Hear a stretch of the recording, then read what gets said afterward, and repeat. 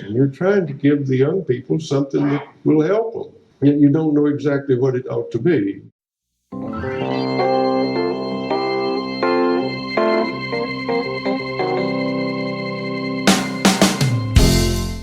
Thanks again for tuning into the podcast. My name is Drew Perkins, and I am the Director of TeachThought Professional Development. And this podcast and the conversations I have is one of the great pleasures that I get from the work that I am able to do.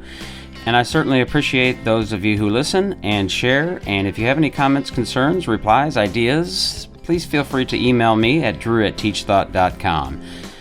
I do want to make listeners aware that we have some new workshops and services in our offerings that are focused on social emotional learning. One of those is SEL and PBL, and the other is a more focused empowered humanity theory social emotional learning. So I'd encourage you to go to wegrowteachers.com, select workshops off the menu, and you'll see those offerings and some description. And feel free to reach out and ask any questions or request more information about that work at your school.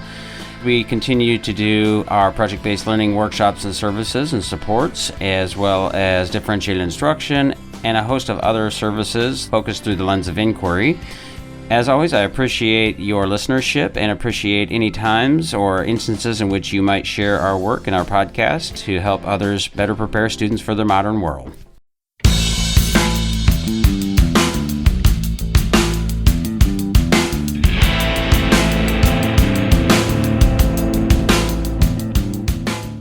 In this episode, I spoke with John and Kyle Hattie.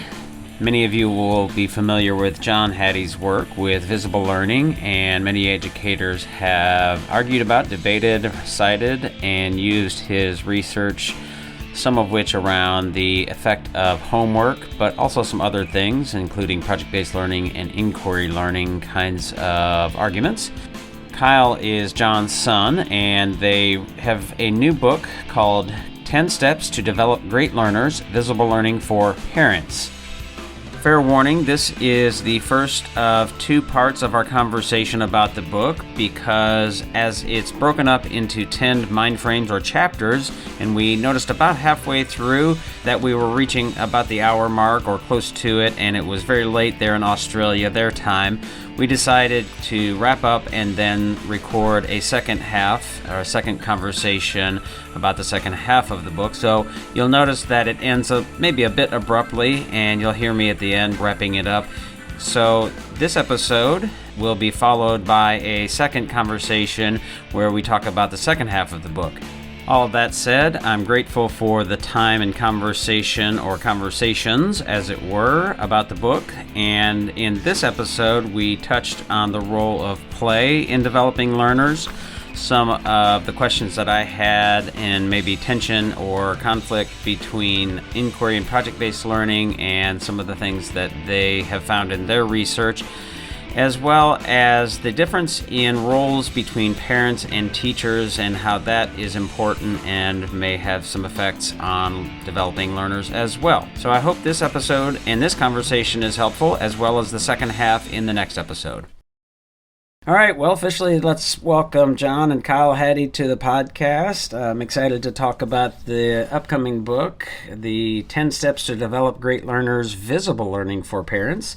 Fascinating and really interesting, thought-provoking book, at least for me as an educator and a parent. And let's give you an opportunity to say hello and tell the folks that are listening, you know, anything that you think is important. John, as I mentioned before, I would imagine folks are pretty familiar with your work. It's, what does Hattie say? What does Hattie say? What does Hattie say here in the States, or it has been in lots of cases. We have two Hatties here. So, John, why don't you take the age before beauty, and then Kyle can introduce himself. Sure. Thanks, Drew, and thanks for having a chat with us. Yeah, I've been around a while, certainly looking at the visible learning book, visible learning work. This is a new venture for both of us, going into a new area, looking at the parents, and it's taken us a few years to try and get our act together on this, but we thoroughly enjoyed doing it to get to this point. And so my background is actually, I'm a statistician, I'm a measurement person, and that's what I've been teaching for many years until visible learning came along. And I've since retired, and spend a lot of time now with my grandchildren, of which Kyle has given me 2. And I got 4 others, which is great. 3 others. Got 5. Yeah, 5. I count. Statisticians, right? A standard era around the grandchildren. So that's me. All righty. And Kyle?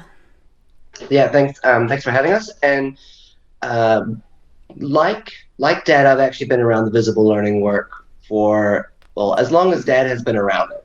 I was sort of, I think, the guinea pigs in the early ages and the early stages with myself and my 2 brothers, but also moving into my own, using it and listening to it all through my schooling career, but then also now being a teacher by trade, been teaching for 10 years, both in New Zealand and Australia. And when my two girls came about, the conversation moved from the dinner table around what works best at teaching to surely there's got to be something about what works best for parenting. And that sort of, and I think, sort of sparked some ideas for Dad. And I've been fortunate enough to be taken along on the journey of writing this book with him. Great. And really exciting. Yeah, and you have two daughters, and you can count yours. You know how many you have as opposed to John? Yes. I can count them. Sometimes there seems to be more at a time, but no, definitely it's always. How old are they? 2 girls. My eldest, Emma, is 6, and Danielle is 3.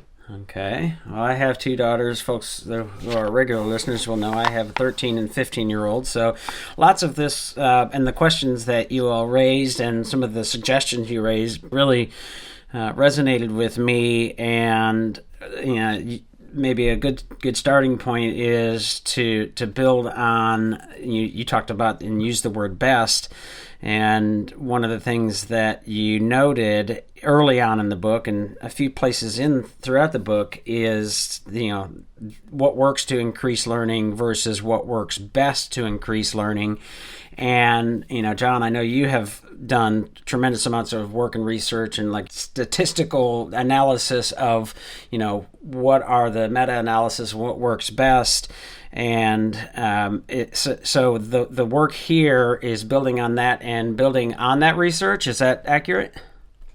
Not quite, Drew. When Kyle said to me, when he first had Emma, I did the usual grandfather thing. I gave him the best advice you could ever imagine. I told him exactly how I would have done it. I reminded him what I did. I told him, he turned out to be a pretty amazing person, so perhaps he should listen to me. And then he confronted me and said, maybe there's research on this topic, Dad. And that's what really got me going. So we started building a research base. Like in visible learning, we looked at the effects on achievement. So we did a separate one where we tried to find as many meta-analyses that looked at parenting and the effects on kids. It's not as big as you probably can imagine, but there certainly is enough out there for us to look at that to say, how can we build that evidence base? And then as you sort of said, in the achievement side of things, almost everything works. So we got to be really careful about saying what works, because every teacher can justify what they do if they make that claim. But in parenting, sadly, some parents don't have the skills. Homes are not safe havens. And so there is quite much more variability in the parenting literature sometimes than there is in the school-based literature. Yeah, and it's really interesting because you mentioned one of the things in the book is, you're a parent, not a teacher, although, we're educators and parents, so having that dual lens. And one of the things that you mention is really how teachers think, and that resonates with me because it really does strike me as is so important and so vital to parents and how parents might think about educating and I suppose raising kids, and how teachers think about teaching kids. And as you mentioned, like there are things that work. It's a matter, a better question is how well do they work, and do they, what works best? And I guess when you think about or talk about, or maybe you can unpack, like, what do you mean by how teachers think? And we talked that evaluative learning, evaluative thinking, and maybe sort of unpack that a little bit.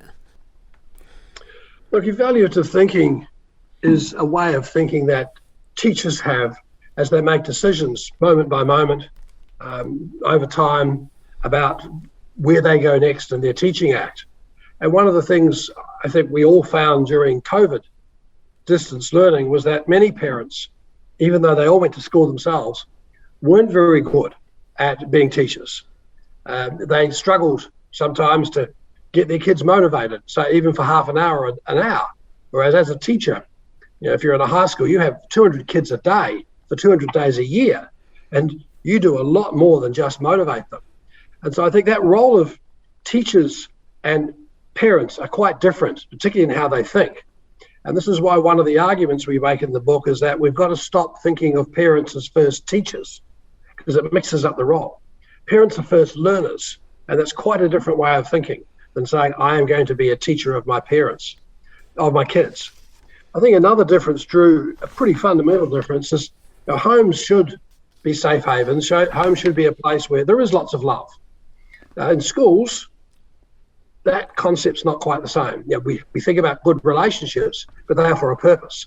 But in home, one would hope that there is an opportunity for kids to be loved, feel that they're being looked after, respected, and that's, I think, a different way of thinking. Mm-hmm. Yeah, and maybe that is a good segue, and Kyle, maybe this is a good place for you to jump in.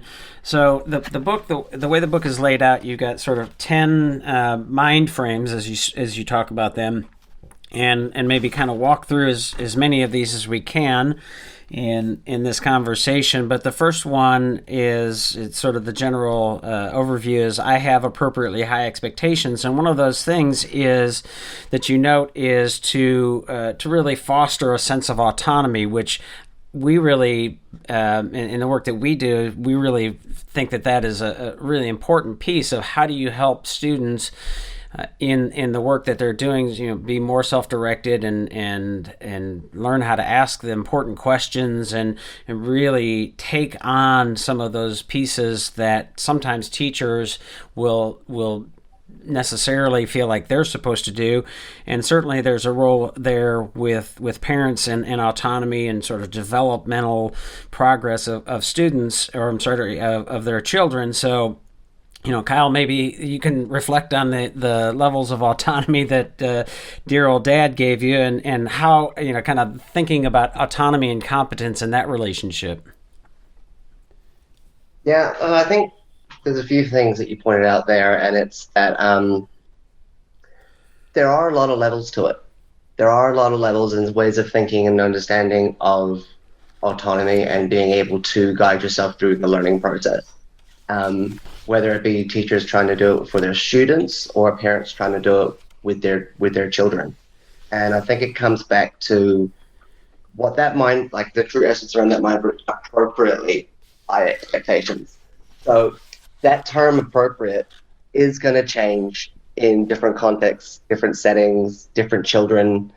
And as a teacher, we always look for what is that level that is a good expectation for them to try to be striving for or pushing past.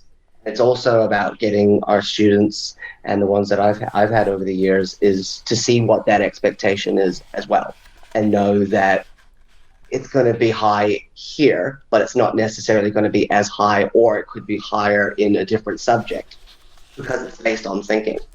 And for parents, it's one of the things that we also got to think around is like for my family, for example, we've got 2 young girls who are both very similar, but both very different in their own right.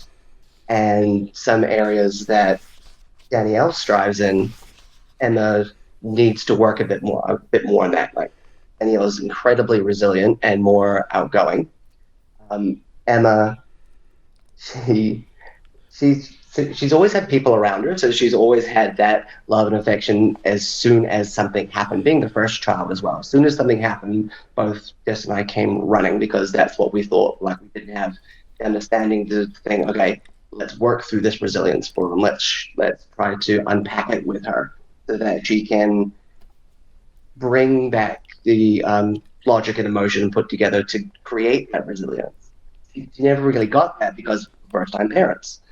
And with Danielle, we subconsciously, we were part of the mind frame that sort of switched in me while writing this as well, is that idea that we do have to build that and we do have to have that appropriately high. I think we were much more better equipped with our second time round, knowing this information than we were with Emma, and it's that sense that it's going to be different and it's going to change, and that's okay, and that's why we bring it back to thinking rather than the knowledge behind it, because it's the way of thinking about it and the way it changes that becomes the hard part, becomes the bit that we need to sort of really identify, is where that changes and where it needs to be higher or lower in some areas.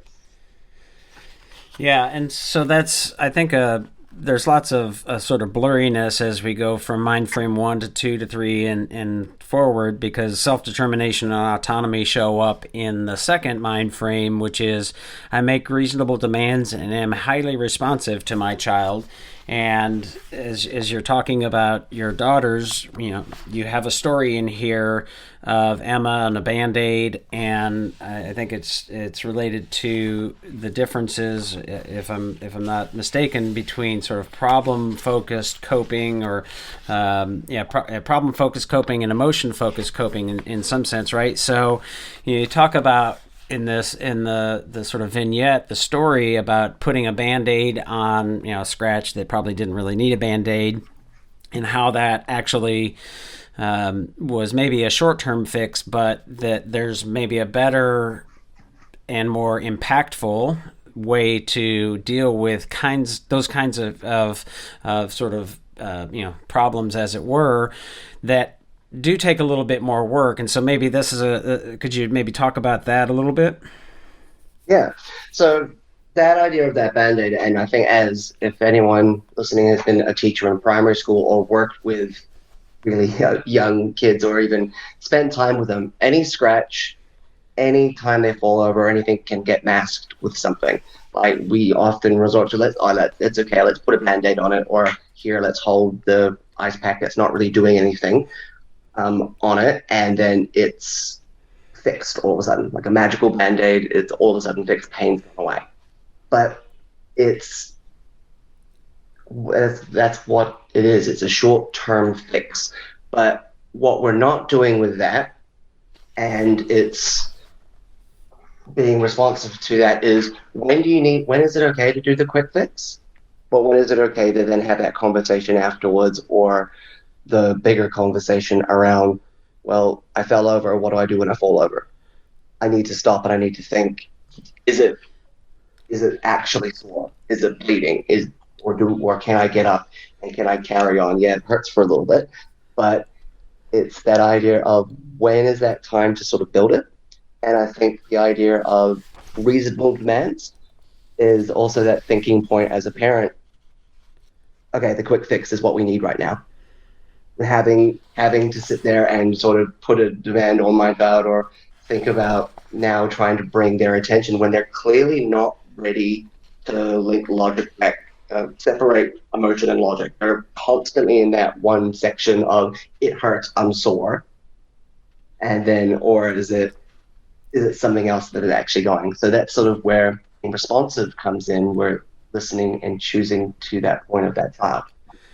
Yeah, it really strikes me as, and one of the things that, you're talking about developing great learners here, but it's, thinkers, and there seems to be, to me, a real connection here, and maybe worth talking about, to emotional intelligence or health and sort of Maslow's hierarchy of needs, and being able to really think through, what are the problems, and sort of from a meta kind of perspective, which young kids are not particularly great at, and they need lots of guidance and help both in the classroom and in parenting, and it does take some extra work, right? It does mean that you have to do maybe not the easiest thing. When my daughters were babies, we did not put child locks on the cabinets and put bumpers on the corners. We watched the children and made sure that they understood that there are things underneath the sink that they shouldn't get into, and pay attention to them, that kind of thing. And as you mentioned, talking about COVID, I think is an interesting example here. You said 80% of parents are worried about their children's well-being. Perhaps instead of focusing on the 80%, the key is to ask why the other 20% do not also worry. And that resonated with me a little bit, because my daughters, again, 13, 15, doing online school and, lots of time away from their friends that they normally might have, and the socialization that comes with that, and all the other benefits. But I see these sort of reports and people talking about how it has really affected many kids, and it has affected my kids, don't get me wrong, but I don't get the sense that my own children would be in that 80%, they'd be more in that 20%. And so, maybe is there a connection that you see to sort of Maslow's hierarchy of needs, or some other framework that makes more sense? I think it's more straightforward than that, Drew. The point that Carl was mentioning that we're trying to get across is you take, for instance, COVID. Kids get stressed. Yeah. And we always talk about stress. We're not interested in stress. We're interested in the coping strategies to stresses. Like, some kids had different strategies to deal with the stress of COVID than others. And one of the messages we're trying to get across to parents is that, yes, don't do all the thinking for the kids all the time. When they get into a stressful situation, wind up the stressful part of it. It's kind of like the Band-Aid. How do you deal with the strategy to deal with it? And sometimes I have a venting strategy when I have a stress, and it can be a very useful way of getting rid of, oh, damn, that was a nuisance. But then the faster I can move to a problem-focused coping strategies. And our argument is that our job as parents is to teach kids those coping strategies, like you did with the bumpers around the hard edges. Yeah. You taught them the coping strategies to deal with it. You didn't take away the stressor. Whereas in today's society, as certainly compared to the days when I was brought up, parents are overprotective of their kids because they want to reduce the stresses. Now, we're not suggesting for a minute that go out and stress your kids. What we're saying is your reaction as a parent to stresses should be to focus on the thinking that you are doing and your children are doing, and not removing the stressor all the time. It's probably the other example. And you're right, there's overlap and some of those mind frames, but another one coming up where parents, particularly of young kids, watch their kids make mistakes. In fact, Carol Dweck did a stunning study on that we mentioned in the book, where 3-year-olds, they're building a block castle or whatever, and it falls over. If the parents got in and fixed it with the kids, they're acknowledging to the kids that error is a mistake and they're almost embarrassing, we should fix them. The parents allowed the kids to fix it themselves, saying errors are opportunities. And that's one of the best predictors of success in school later on. And so that way in which you deal with this, thinking about problem-based strategies, is the most effective way that you can deal with your kids. Stop talking about stress, start talking about the coping strategies. Yeah, and so moving forward to the third mind frame of I am not alone, you talk a lot about sort of friendships and the relationships that kids develop. And one of the things that you mention is that of course there's conflict, and there's that conflict is normal, and actually in some ways, again, we don't want to necessarily stress our kids, but those stressors as part of everyday normal life are actually opportunities for growth. And so that conflict that they might experience is a way that they can figure out how to just sort of negotiate that and deal with that and think about that.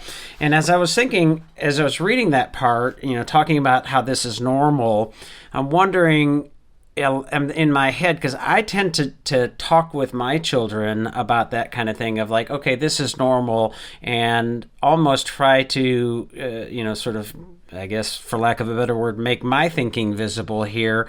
And I wonder if you found any sort of danger or maybe lessened impact, but when parents and or teachers are clear and sort of talking in that meta kind of language, does that sort of when you pull that curtain back, does it help, or does it make any difference, or there's any recommendations there?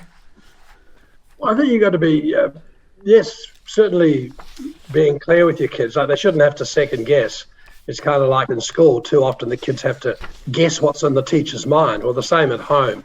But we turn it on its head there and say, no, the most important part here, Drew, is you need to demonstrate to your child that not only have you listened, you have understood what they've said. You don't have to agree with them.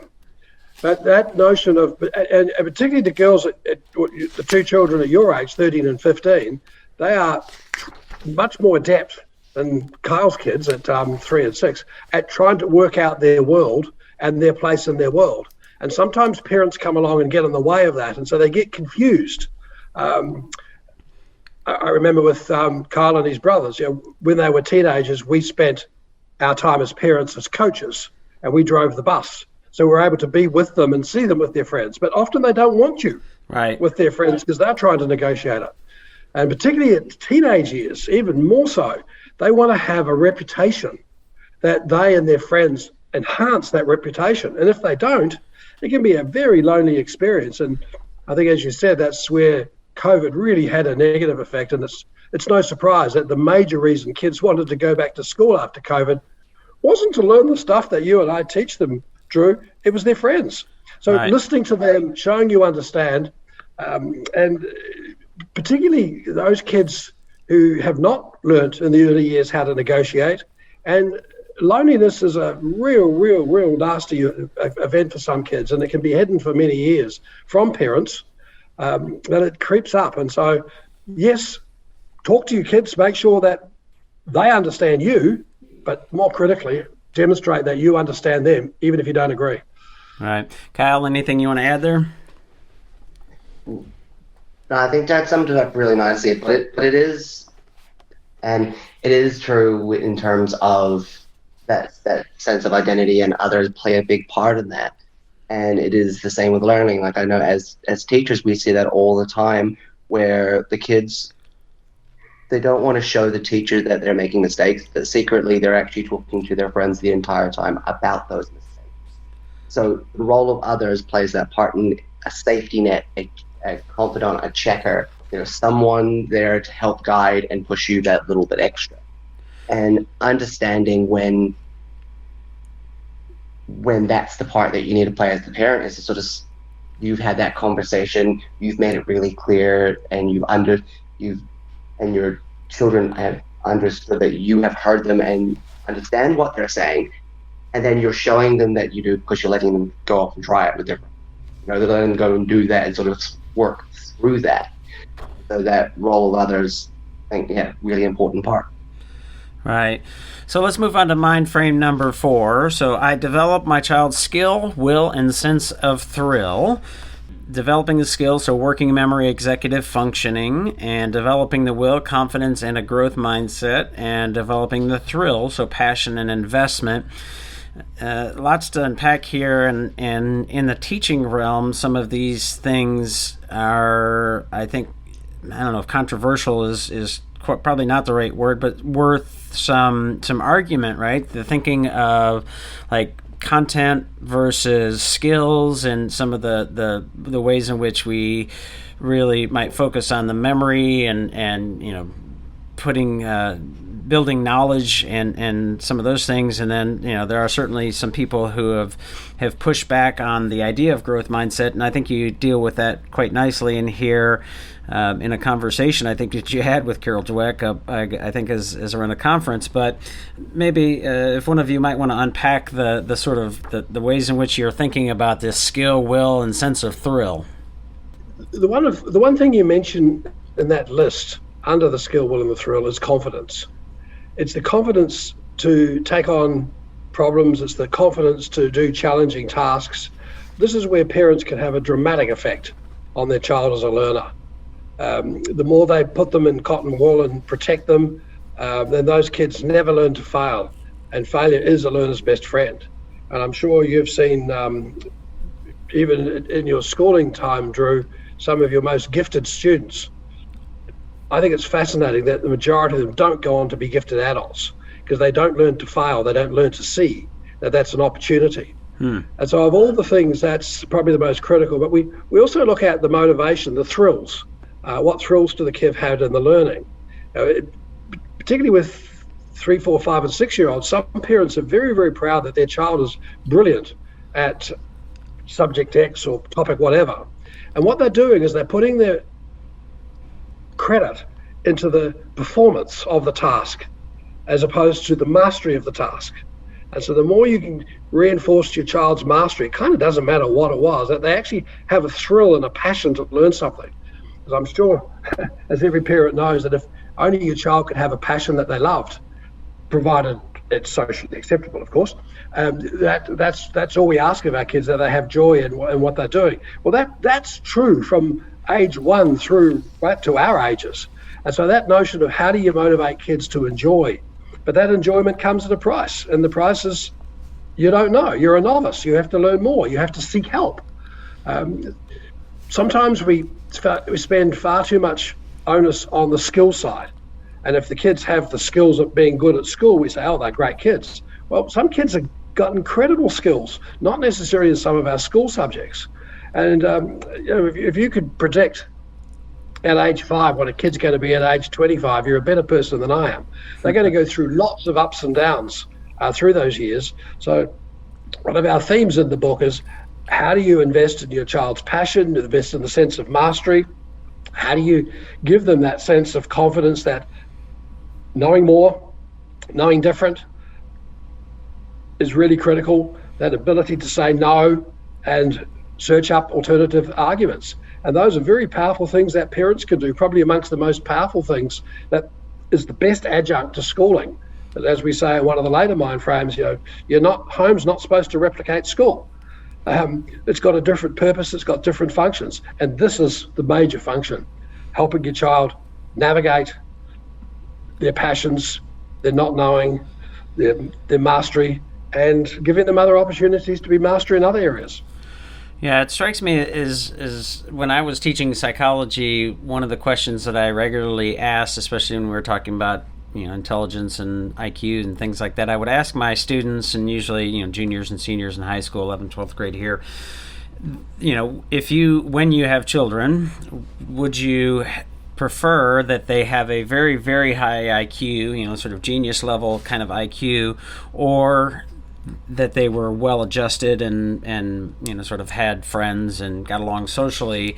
And obviously there's a bit of a false binary there, but the general consensus was regularly, and the overwhelming consensus was that most of the high school kids would say, oh, I want my kid to be well adjusted and socially fluent, I guess is maybe a way to put it, as opposed to having that high IQ. And you make a point here about the 3 aspects of executive functioning and how important they are in cognitive development, and not necessarily intelligence and IQ being indicators of academic achievement.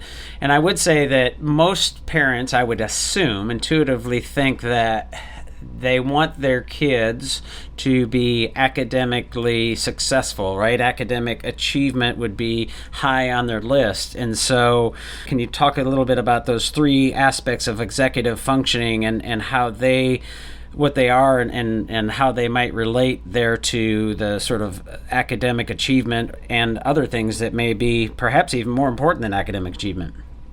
Yeah. And it's true, as parents, we do want the best, and we do want our kids to be going through their schooling career, doing well, and wanting to continue. And I think that's the big thing, but it's not necessarily, and I think some parents probably, yes, we would like our children to be at genius level, but I think more importantly is how do we keep them wanting to learn? How do we keep them at a higher education of whatever that may be, whether it be high school, university, an apprenticeship, or something?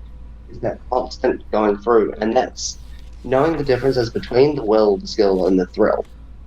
And I think the thrill, a lot of teachers, especially when you use the word engagement or thrill to learn, instantly go to that idea of it needs to be fun. well, some respect, yes, learning is fun when you are doing it right, but it's not fun because it's a fun task. It's fun because you have that right level of challenge for yourself. You have that ability to know where you need to go and that sense of accomplishment. And you can see it when it happens, because there's a bunch of work out there around the aha moment. But it's how do we get there? What is that will and what is the motivation driving you behind it? What's the knowledge that they already have or have been able to develop? And then what is that thrill to keep using that knowledge that they develop? And I think that's something that is missed again with teaching as well. And it's not about the task, it's about the process for the task. The task is like, and you can see this with early childhood. Some of the, and I go and when I'm picking up Danielle from her kinder, some of the kids there, all they're doing is just filling up a bucket and then emptying it, filling it back up and emptying it. And they're getting a massive kick out of it. But it's not the task of what they're doing, like filling it. It's seeing how much you can get in there. It's what happens. Is it too heavy? Do I have to push it over? And now a friend helped me do it. And it's that journey around what's going on that we're trying to replicate. And then we want to say with the skill, the will, and the thrill, it's about using those three levels. It's about wanting them to see that if they do make a mistake, they've got the motivation to keep trying and keep persisting. And that's something I think this chapter really talks about, is how do we keep getting all three of those? Yeah, and I think about you mentioned the word fun, and the idea that school should be fun, and activities and learning in class should be fun. And I often, when I hear that, maybe bristle is too strong a word, but I certainly, and I would assume both of you would love to have every class be fun, and fun is a great thing, right? We don't want school or class or learning to not be fun, but that's a pretty high standard for everything to always be sort of fun, as in sort of first graders at a birthday party kind of thing, right? But that there's a cognitive engagement that is interesting, right? It's fun as in like, this is really interesting and sort of empowering, and I don't know what other adjectives I can throw at that, but it brings me to a kind of a question about the growth mindset, because I think they're related, it seems to me. And I think there's an interesting story here, John, that you talk about with Carol in the book, Carol Dweck, and maybe this could be, if you don't mind, kind of unpacking, because I think you do a really interesting job of uncovering some nuance and complexity to the idea of growth mindset that some people think is total BS, and some people have sort of made it a very simple thing and jumping on the bandwagon with every foot that they possibly can find. Yeah, you're right. It has been treated that way, and Carol herself has been very critical of how many people have misinterpreted her work. But just before I just go there for a second, and Kyle may react to this as the child, but as a parent, we deliberately wanted our children to have a childhood. We deliberately didn't want our children to be mini adults. And one of the biggest executive functionings is this notion of inhibition, not to be distracted. And like when you talk about the fun of school, I see learning as hard work. I hope hard work is a fun activity. For many kids, it's not. I see many kids don't have the skills to focus on a task. And that's a tough thing to do for kids. But one of our jobs as parents is to help kids focus so they're not disinhibited. And one of the things also, as part of those executive functioning that parents can have a big control over, is that notion of confidence to take on challenges. And this brings me to the growth mindset, because my interpretation of Carol's work is that's what she's getting at. Mm-hmm.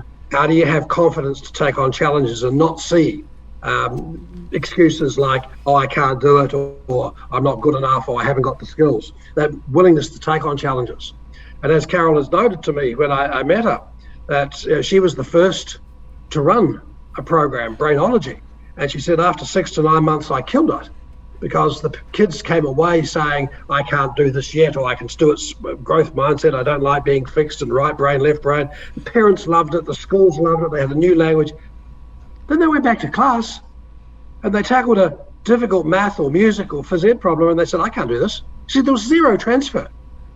And she's about to produce a new book, actually, where she's been trying to come up with a new program that's absolutely focused in the moment.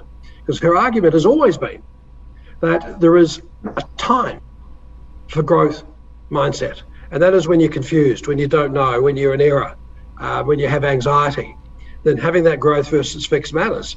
And as she said, and I've used quite often, particularly when I'm speaking to large audiences, look, if you believe that a fixed mindset's a bad thing, then I encourage you, when you go out and get your coffee at morning tea time, to walk through that wall. Nothing wrong with a fixed mindset at the right time. And so this notion of confidence is what Carol's been getting at, making sure you have the optimal moment. And as parents, there are many times where your child is flummoxed. They are confused, they are anxious, they don't want to try something new. Wow, that's when you really step up to the mark of being a parent. And it's not giving them false confidence, you don't want your kid to be hurt, but it's building those skills where they start to work out, how am I going to tackle this? What am I going to do? Where's the edge I'm prepared to go to? Am I prepared to go a step further? What safety nets are out there? And I think these are all the skills that parents can have a dramatic say. And this is what I think she's referring to as growth mindset. Yeah, and that brings me to the question that is around sort of an inquiry mindset, because I tell this to my daughters quite frequently, and I think this is absolutely essential, is one of the things that I want them to develop above all is a self-confidence, that sort of understanding of who they are, being okay with their faults and being okay with their strengths, and having an accurate assessment of those kinds of things. And I think there's a strong relation to sort of the internal locus of control versus that external locus of control. And of course, as a psychology teacher, and my dad was a psychologist, so that's always in my background and as a low hum in my brain. But it does make me wonder, and one of the questions that I have is how you all think about, or what you think about sort of an inquiry mindset as teachers and as parents, and the importance of, or maybe lack of importance in your minds, of how that sort of inquiry mindset where we're constantly thinking in questions, and we're trying to sort of use the inquiry processes to sort of pull thinking from people and analyze things. And have you found any sort of link or importance or lack of importance in that sort of mindset and the connection to sort of building this kind of self-confidence? Yeah, look, there's a big but in what you're saying there, Drew, about the inquiry mindset. Like, let's go to schools for a moment and take problem-based learning. There's been 26 meta-analysis showing it's one of our most notorious failures. Mm-hmm. Now, it's seductive, it's beautiful. Who wouldn't want inquiry-based, problem-based learning? And the key question is, why has it not worked? And it turns out there's a very simple reason, is that if you don't have the content knowledge, if you don't have the skills before you go into inquiry mode, it doesn't work. And I'm sure you know many kids, we put them in problem-based groups and they haven't a clue what the content is. Well, they're left behind. The gap's there. So when the students have the content, problem-based learning is dramatically powerful. When they don't, it's not. The same with kids. You've got to be careful, I think, about inquiry-based thinking, because it's very situational specific. You've got to also worry at the same time about, does the kid have sufficient knowledge, sufficient understanding to then use those inquiry skills? They're not generic. They don't go across all different areas. They are very much tied to the content. That makes them tougher, but it makes it more important that we as parents and teachers realize that in this circumstance right here, that your child is 13-year-old is in, for her, it could be the first time. So what is going on here before you rush to saying, well, kid, work it out, how are you going to get out of this? It's a dual process. The notion that we really like is this concept of gradual release of responsibility. There comes a time where you do release it, but you don't do it from stage one and say, all right, kid, you got yourself into the problem, get yourself out. That's almost cruel and unusual. There is a moment. So yeah, nothing wrong with inquiry, but let's not treat it as a generic skill. Let's see it in the context to make sure we get that balance right of the content-related knowledge, the situational specific knowledge, and also the inquiry.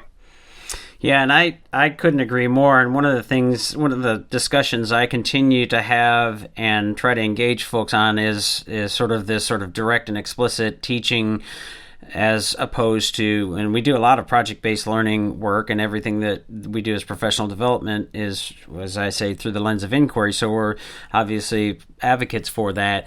One of the criticisms that I think is very valid and I talk about quite frequently is that, sort of it's lacking in knowledge, right? And so we say, it shouldn't be. And if it is, then we've got a real problem here. And so we want to really be thoughtful in design and how we structure work and the learning so that it is using and embedding, and that there is quite a bit of direct and explicit teaching in a good inquiry sort of setting. And I find it to be sort of a false dichotomy, but it's also a question, as I was reading this book, thinking about the ways in which parents might choose a school, and we can get to that as we get to that mind frame. But it does strike me, and it's a frustrating one. It's like that sort of inquiry and problem or project-based learning is either lacking in knowledge, or its explicit and direct teaching is much more effective. And as I think you made a point there, is like there seems to me at least to be some middle ground there that is really, really powerful if we do it well, which is not always easy to do. The fifth frame here, I love learning, and you get into the idea of play here, and some interesting insights and statements about the ways that play is maybe mischaracterized as a really good way to build problem-solving skills. And I was maybe struck by that because, I think that's sort of the prevailing wisdom, is that play, and you're not saying that play is not important. Matter of fact, I think you say that play is very important, but what is it important for? Yeah, and I think we so often hear advocates say it's play, particularly in the early years. And the point we're making is that play without language, particularly in the early years, is quite barren. There isn't much learning going on there at all. And so this generic notion that play is somehow a good thing. Now, we all love to play, nothing wrong with it. And we're not suggesting that we don't have kids play. But if you think of it in terms of a learning activity, then particularly in those early years, judge it by the amount of language. If the kids are not having language, talking with each other, talking with the caregivers, etc., then play can actually be a very lonely and an enhancing a lonely activity.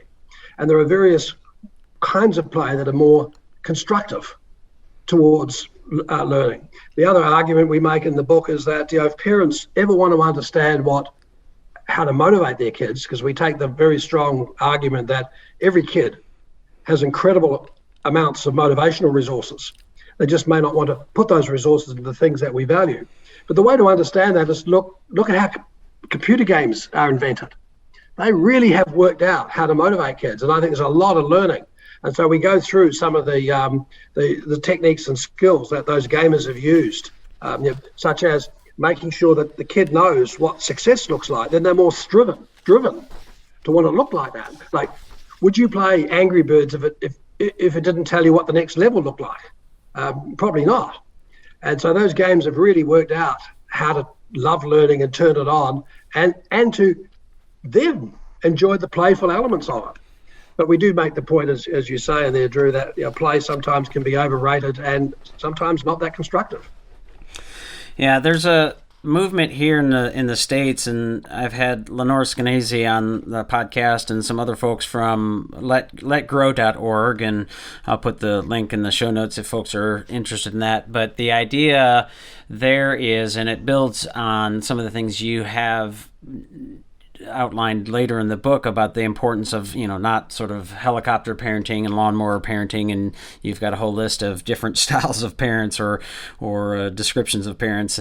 But, there's a fine balance there, and you know, I'm reading from the book here. Compared with free play programs, more structured classrooms with carefully designed, challenging hands-on activities that confer learning appear to help children's development the most. And when I read that, I mean, I think we all agree that free play in lots of settings has lots of benefits and value on up through adolescence. But if we're talking about actual learning, and you talk about playful learning, there is a real important piece that we want to structure some things, and this is, you know, again, I'll refer back to how we think about project-based learning. It is not what I jokingly call free-range chicken, kids just wandering about, you know, sort of thinking about and learning about whatever they want, but there is some real architecture and structure there. But Kyle, maybe this is something you might want to comment here, thinking about the importance of the free play versus structure in classrooms, especially as a teacher in the classroom at this point. Yeah, and I think what Dad was saying before and what you've touched on slightly as well, it's about that purpose. You know, in the classroom, and there are times where free play and literally the purpose is for them, like we did this a lot coming back from COVID to get the kids back into knowing how to play and knowing how to talk and knowing how to work with other students and not having just all their own stuff, but shared responsibility. It was free play, but it was free play for a purpose, and that purpose was to get them to read. So we intentionally put things out there that will get them talking to each other, having to share, having to take turns. Like we put my communities, we got modern learning environments. We had 100 students and 4 teachers. So we purposefully didn't put out enough chairs for everybody, because then they had to sit on the floor. They had to create other things. They had to force being closer, being together a bit more. Like you could also put out 4 packs of cards. And if everyone, and just say, look, we're going to play card games, they have to then negotiate and work it out. So it was free play, but it had a purpose. And I think that's where it all comes back to. It's not the play. It's what are you playing for? What are you trying to learn, and how is the play going to support that? It's like when you're asking questions. And I was listening to a speaker the other day, and he was talking around questioning, and he was talking about, he got told that closed questions are bad. Open questions are the way we're going, because open questions lead to more discussion. And then what it worked out is actually open questions, yes, generally have longer-winded answers, but may not lead to discussion. It's the series of questions that is important, not what question, where you're going to with it. And that's what we're saying as well with the whole thing, I love learning and around play, is what is the journey that you're trying to get them to go on? And what structures are you putting in place for them to enjoy themselves while they're doing it? But those structures are the important part, and the understanding why you're doing it is the important. Yeah, the clarity of purpose is something that we talk about quite a bit, and again, being very purposeful in, as an educator, and I think as a parent as well, putting students in positions and in situations and scenarios in which they have to do some things by design and think about some things and ask some questions by design, that kind of thing. As I mentioned in the intro, this is the first part of 2 parts of our conversation, and my apologies for what probably seems like a bit of an abrupt ending to our conversation, but it was quite late in Australia, and we decided to schedule another recording time, and that will be in the next episode.